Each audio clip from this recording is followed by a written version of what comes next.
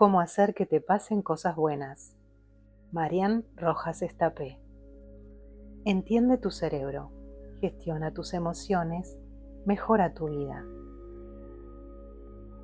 Un viaje que empieza. Los aviones, los trenes y en general los medios de transporte son lugares maravillosos para que sucedan cosas sorprendentes. Únicamente hay que dejarse llevar, observar e intervenir si surge una buena oportunidad. Las mejores historias de mi vida han surgido en situaciones de ese tipo. Hace unos años, en un vuelo Nueva York-Londres, viajaba sentada en el asiento de la ventanilla. Siempre elijo ese lugar porque disfruto observando el cielo, las nubes, el mar y sobre todo porque me gusta recordar la insignificancia del ser humano ante la inmensidad de la naturaleza, relativizando así lo que nos pasa en la Tierra. Siempre presto atención al pasajero que se sienta junto a mí. Tras tantas horas de vuelo, uno conecta de cierta manera con su vecino. Analiza lo que lee, lo que ve en la pantalla. Si come, si duerme. Involuntariamente, uno no puede evitar conjeturar sobre sus circunstancias y los motivos de su viaje. ¿Tendrá familia? ¿Viajará por trabajo? No faltan momentos en que uno se levante y por educación se cruzan unas palabras sencillas. Generalmente, al final del vuelo, uno se despide cordialmente. Siempre he pensado aquello de que basta mirar a alguien con atención para que se convierta en alguien interesante. Es normal que haya una conversación en algún momento del vuelo. Gracias a esas interacciones he conocido a personas de lo más fascinantes y me han sucedido historias que han marcado mi vida en muchos aspectos. En este vuelo en concreto, despegando desde Nueva York, me senté al lado de un señor mayor. Leía el periódico y yo saqué de mi bolso unos apuntes de la carrera. Era anatomía. Mis dibujos tomados en clase no tenían calidad, siempre he dibujado mal. Y mientras intentaba memorizar los cientos de nombres, noté la mirada del tipo sobre mis hojas. Le sonreí. I study medicine, me contestó. My father is a doctor. Analicé rápidamente al tipo. Me encanta hacerlo desde joven, pero mantenía, a pesar de la cordialidad, una mirada fría e infranqueable. Me curiosió y añadí. ¿Ha heredado usted la profesión de su padre? No, siempre me ha gustado más la investigación. ¿De qué tipo? Investigo terrorismo. Cerré los apuntes. Se me planteaba una conversación que pintaba muy interesante. Mi colección de músculos y extraños huesitos seguiría ahí al llegar a Madrid. Mi interlocutor me confesó que acababa de jubilarse después de más de 30 años en la CIA.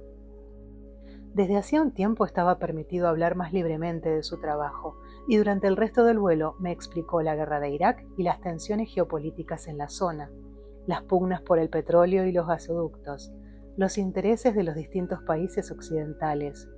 Todo ello sobre un improvisado mapa de Oriente Medio con flechas hacia todos lados. Soy una apasionada de la historia y las relaciones internacionales y reconozco que no paraba de tomar notas. En un instante de la conversación le comenté que estudiaba para ser psiquiatra. Me escudriñó con atención y mantuvo un silencio durante unos instantes antes de hacerme preguntas de lo más peculiares sobre mis gustos y mi forma de ser.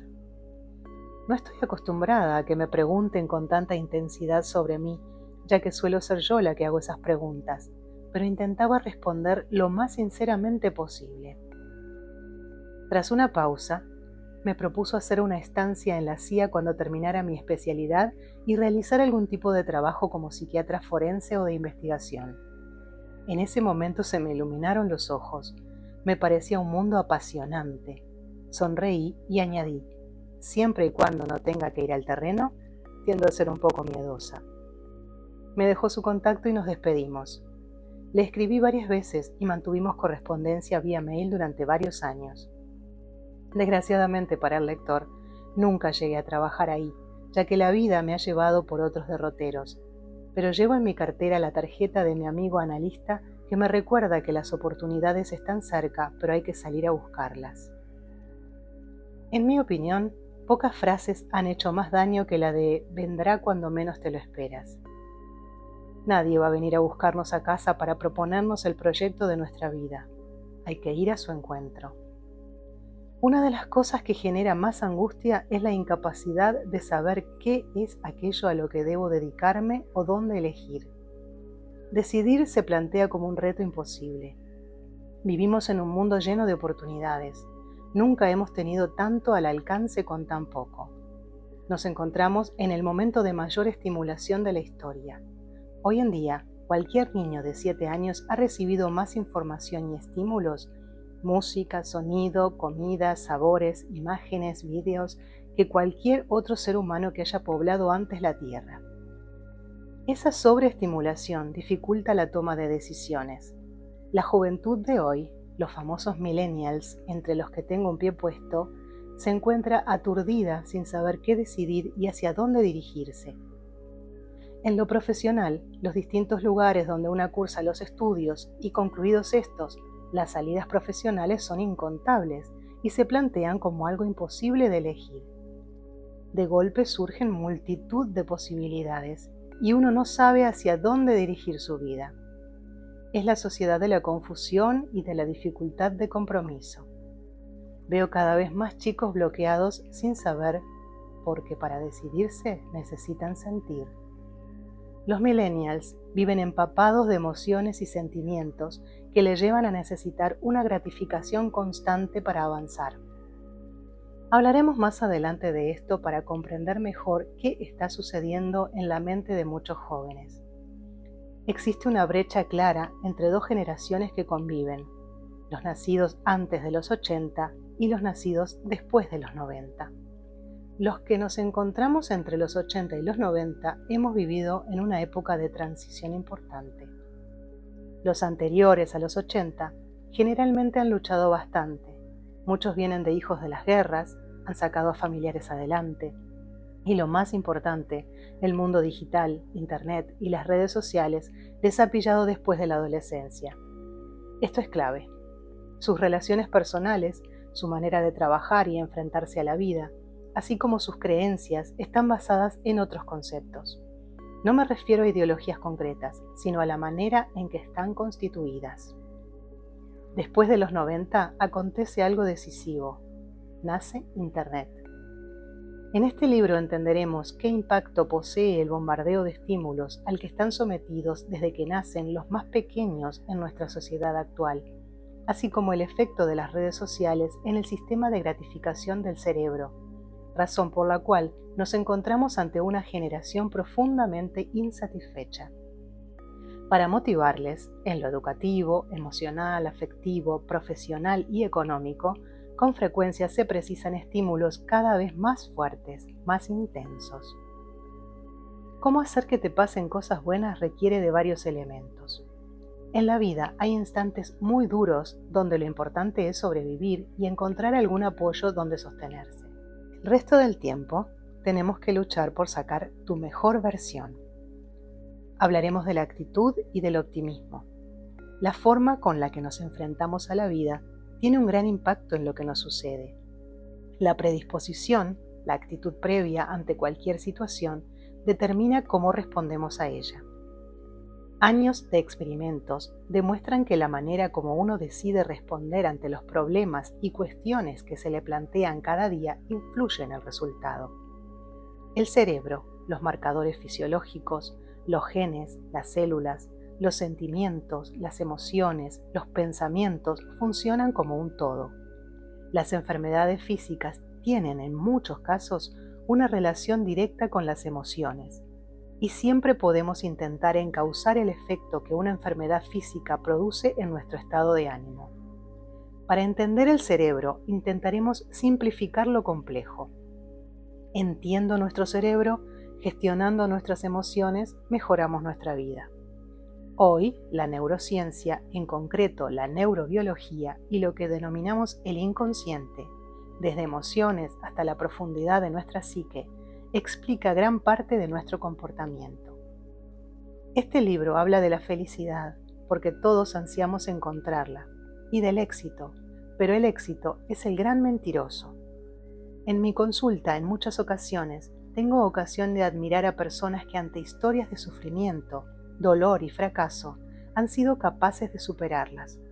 El fracaso enseña lo que el éxito oculta, dice mi gran maestro de la vida, mi padre.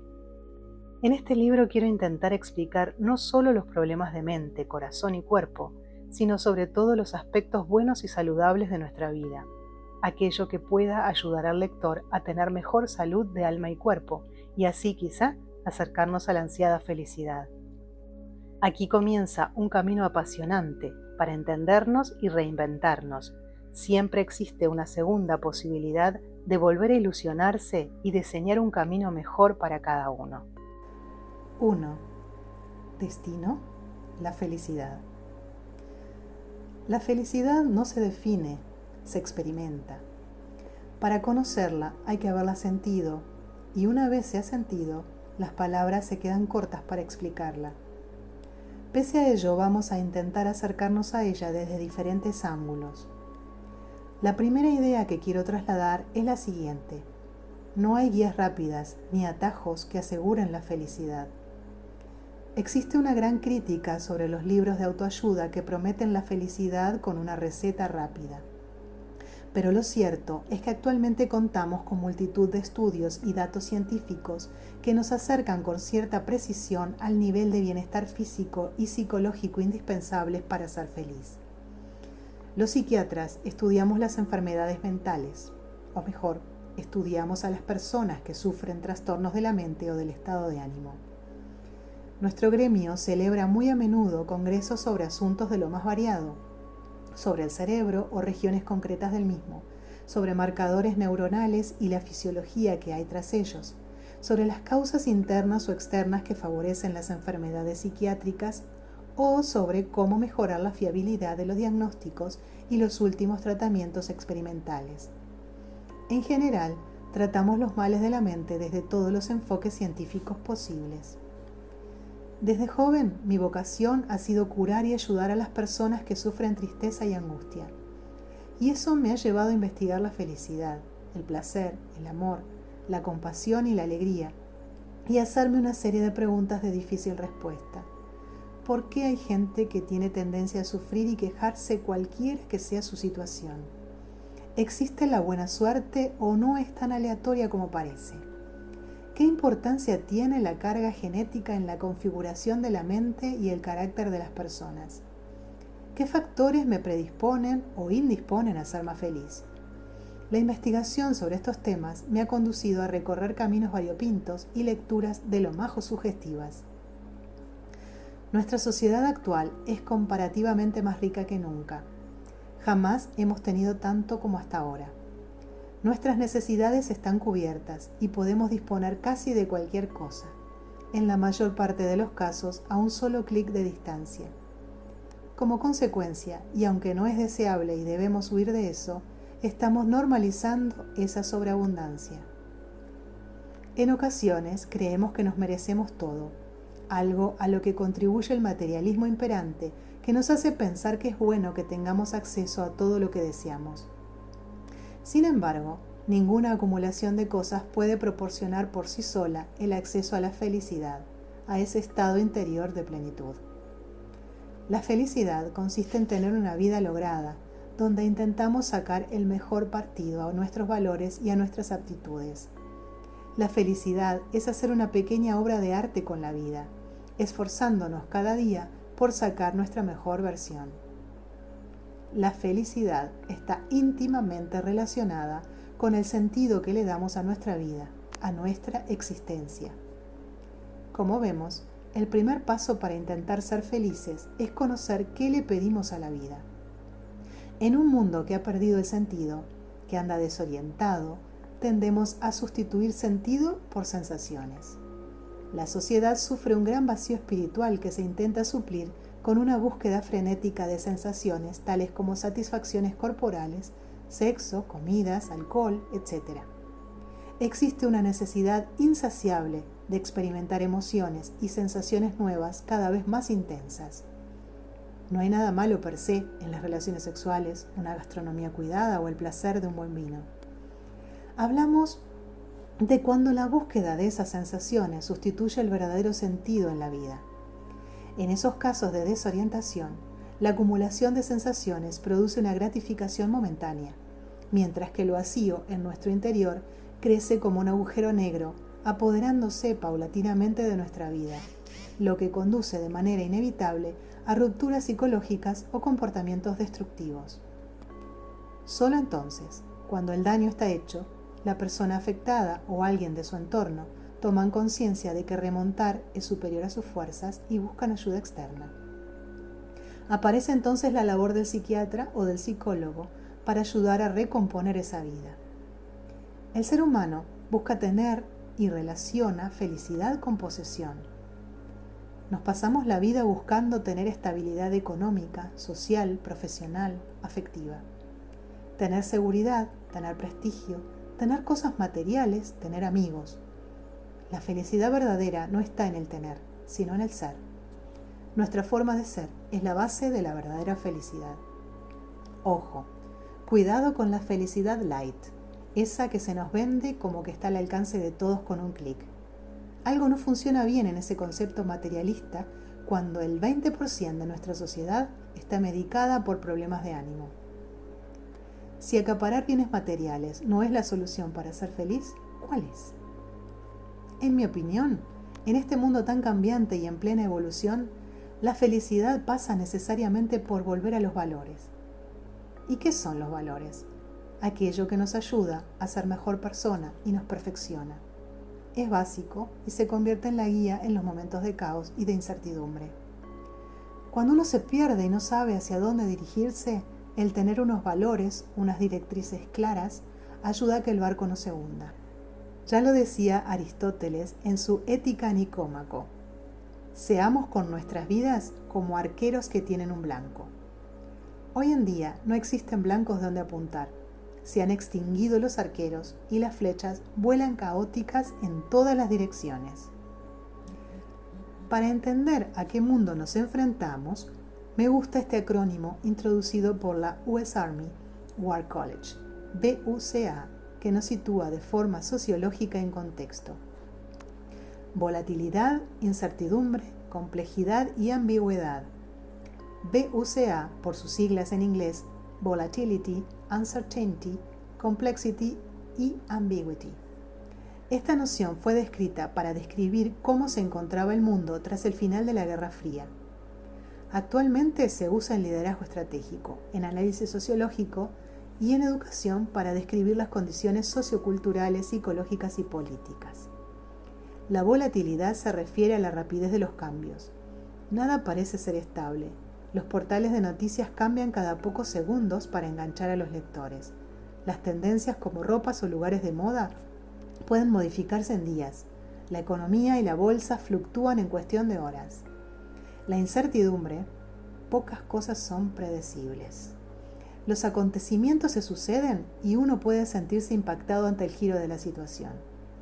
A pesar de que existen algoritmos para intentar adelantar o prever el futuro, la realidad acaba superando a la ficción. La complejidad se explica porque nuestro mundo está interconectado y el nivel de precisión en todos los campos del saber humano es casi infinitesimal. Hasta los más mínimos detalles influyen en el resultado de la vida. El famoso efecto mariposa de la teoría del caos, la ambigüedad, que yo conectaría con el relativismo, no deja paso a una claridad de ideas. Todo puede ser o no ser.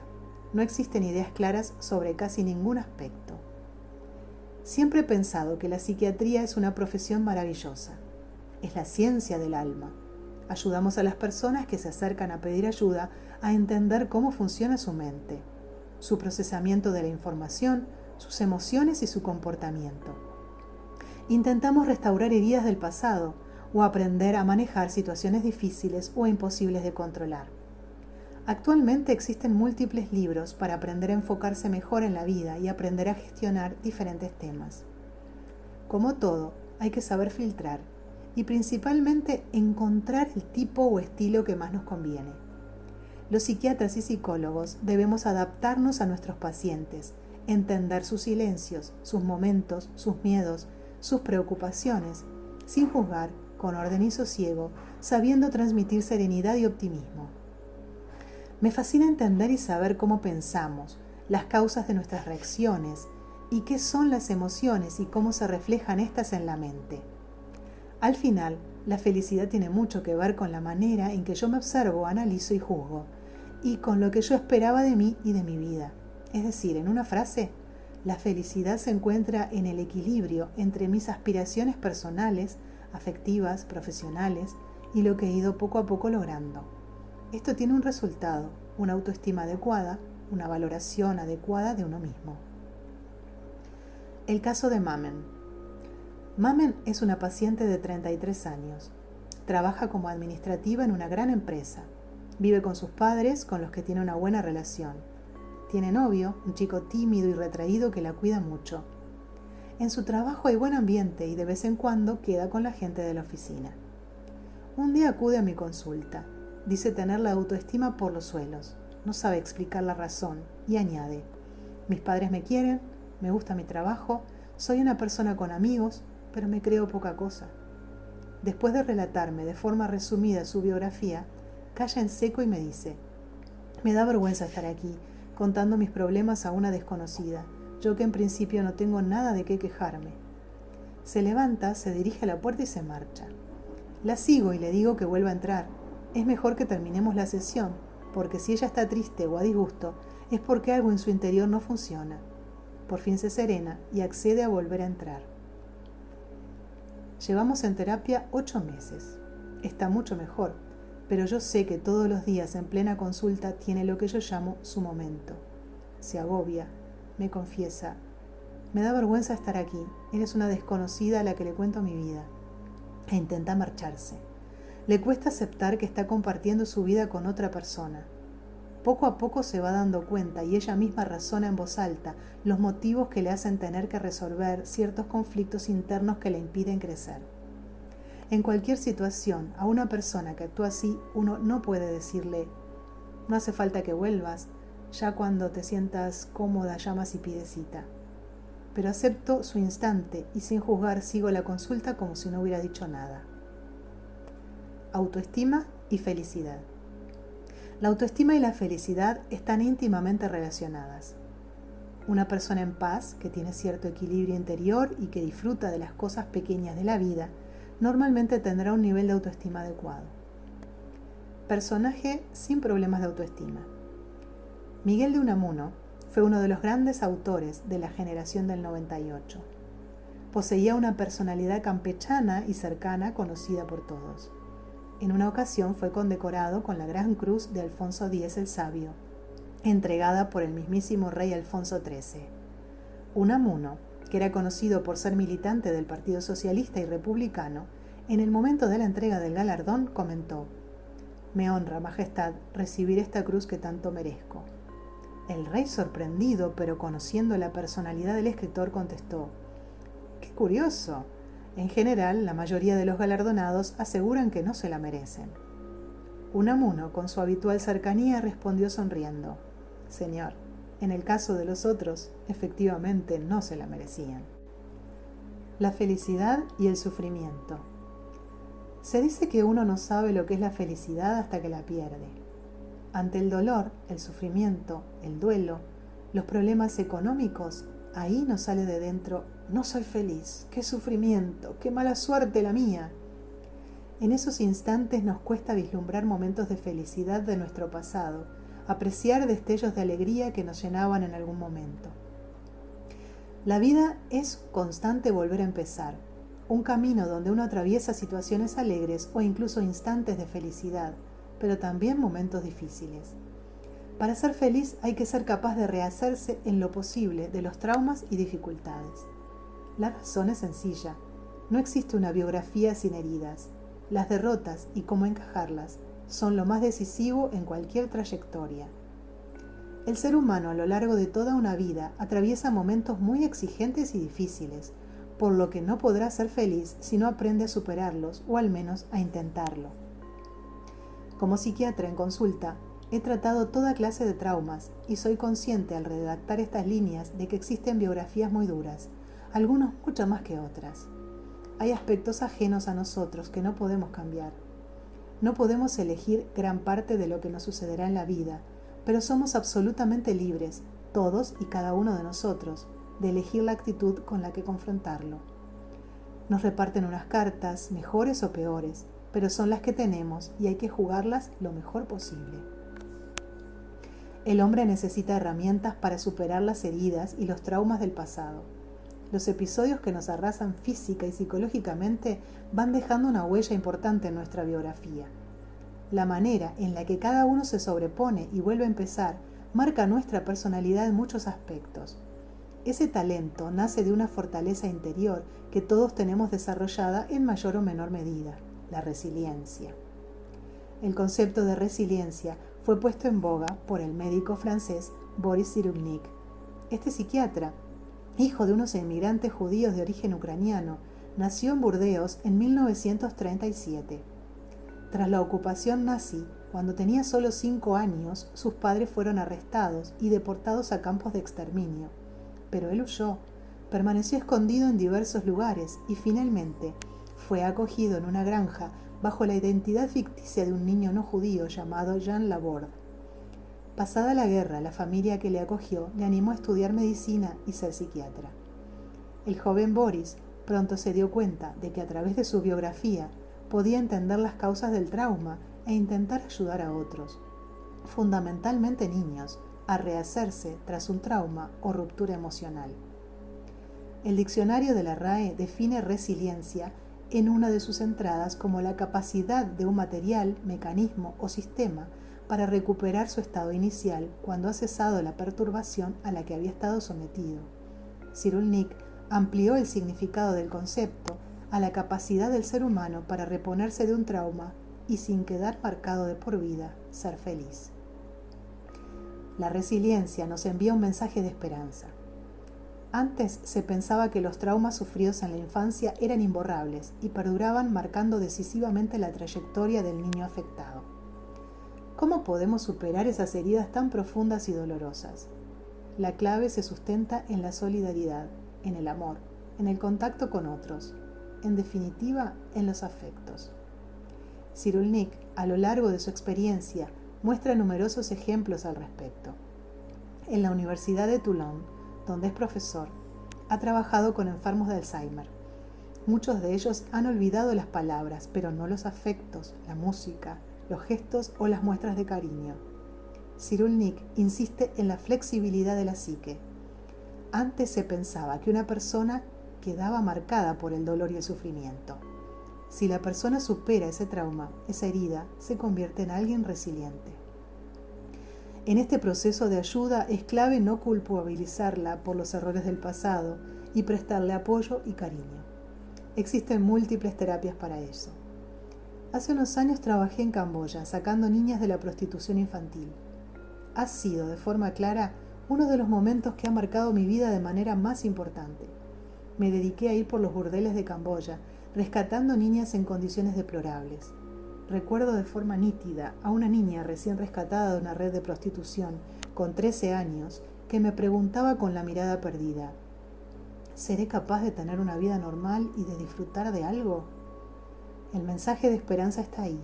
La ciencia lo explica. Mi experiencia me lo ha enseñado.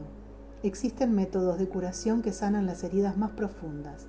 A lo largo de estas páginas contaré cómo acabé colaborando en ese proyecto tan apasionante en Camboya y algunas de las historias que han marcado mi vida. Todo el camino que he recorrido me ha ayudado a entender mejor el cerebro humano y con él el sufrimiento y en última instancia el camino a la felicidad.